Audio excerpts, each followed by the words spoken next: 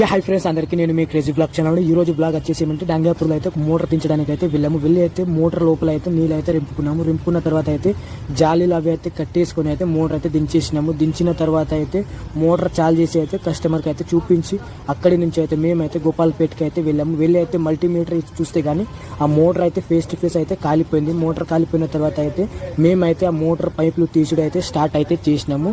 రెండు పైపులు అయితే తీసినాము. మా వీడియో కానీ మీకు నచ్చితే కానీ like and share and subscribe చేసాడు అయితే మర్చిపోకండి.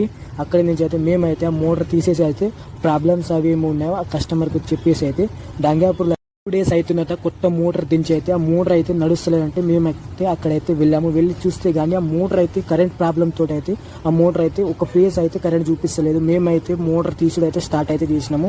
ఆఖరికి అయితే మోటార్ అయితే బయటకు తీసిన తర్వాత చూస్తే కానీ ఆ మోటార్ మొత్తానికి అయితే మాకైతే రీడింగ్ అయితే చూపించలేదు. అక్కడి నుంచి అయితే మేమైతే షాప్కి అయితే 2 మోటార్లు తీసుకుని అయితే వచ్చినాము.